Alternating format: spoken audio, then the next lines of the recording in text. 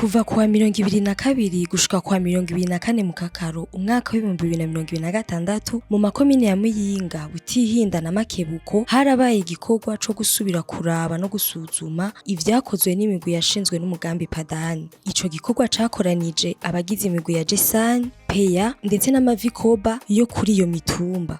Intumbero y'ico gikorwa kwari ugutanga utuganuke ku migwi yakoze neza gusumba iyindi mu kuzana impinduka iboneka mu kibano, kandi yongera ishigikirwe mu kuronsa udukoresho isanzwe ikenera mu bikorwa vyabo vya misi yose kugira ngo bashobore kubandanya mu gihe uwo mugambi Padani uzoba waheze.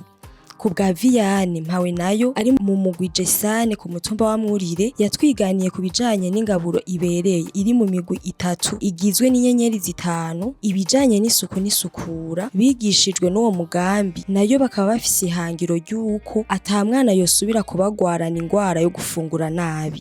Padani amaze kuza ikaduha inyigisho z'ukuntu dutegura iyo migwi igizwe n'izo nyenyeri zitanu, twaciye twigisha izo nyigisho kugeza yaho ata mwana n'umwe afise ingorane zo gufungura nabi ku mutumba wa Mwurire.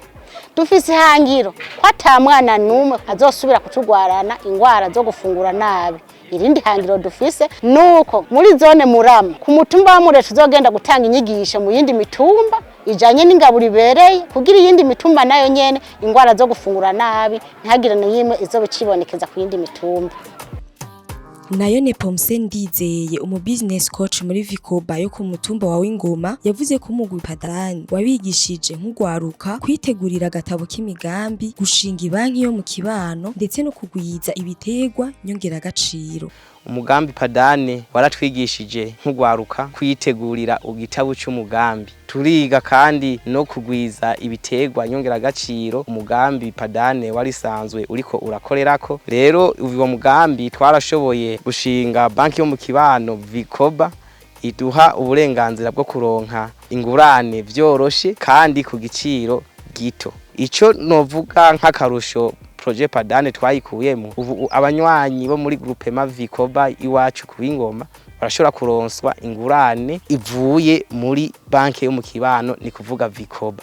Ikindi naco twovuga duti turishimira ubu abakenyezi barandikwa ku rupapuro ndangatongo kugira nawe ashobore kwisanga mu gusaba ingurane haba muri banki yo mu kibano mbese no muri banki ikode microfinance. Uwo mugambi Padani ukaba wafashije mu kugwiza umwimbu, guhuza abarimyi n'isoko, kugwanya indwara zifatiye mu gufungura nabi, kwironderera ubuzi no kuronka uburyo biciye muri ya migwi yo kuziganya no kuguranana.